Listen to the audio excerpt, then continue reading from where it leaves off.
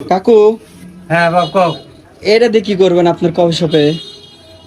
বাপ বহুদিন ধরে প্ল্যান করছিলাম যে কফি শপে মানে সবার জন্য খাওয়ার কিছু মানে আয়োজন করব। তে বৃষ্টি বাদলের দিন চিন্তা ভাবনা করলাম আগামীকাল থেকে সিঙ্গারা, সামোসা, তারপরে আরো ভ্যারাইটিস কিছু যে চপ আছে, তারপরে যে পেঁয়াজি আছে।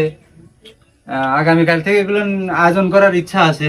কালকে তিন কিন্তু সবাই টাকা বেশি করে আনবে, তোমরা খালি এসে এসে বসে থাকো, কিছু খাওয়াবার পারি না। যাই হোক, কালকে থেকে তোমার কিছু ফুড খাওয়াবো।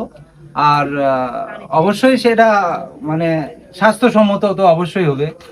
আমরা তো নিজেরাই খাবো, নিজেদের চাল পাল ভাই ভাইতে খাবে। পরিচিত মুখ ছাড়া তো আমার এখানে কেউ আসে না, সবাই পরিচিত। সবাইরই চেষ্টা করব স্বাস্থ্যসম্মত অথেন্টিক খাবার খাওয়ানো। এটা কি আপনার কফি শপেই? হ্যাঁ, এটা আমার কফি শপে। এটা আগামীকাল দুপুর থেকেই সম্ভব। ঠিক আছে। আমি আগামীকাল 12টার পরে থেকেই সম্ভব। সবার উদ্দেশ্যে বললাম, চেষ্টা করব সবাইকে ভালো খাবার খাওয়ানোর। সবাই আসবেন এবং আপনারা অবশ্যই যাচাই বাছাই করে বলবেন আপনাদের অভিরুচির পর আমার খাদ্য তৈরি হবে আর কি। সবাইকে আমার একটা কথা বলি যে আপনার আসলে কফি শপের হচ্ছে নামটা যদি একটু বলে দিতেন। যাই হোক, আমার এটা অনেকেই জানেন, আমার ঠিকানাটা মানে কফি শপের ঠিকানাটা অনেকেই জানে না।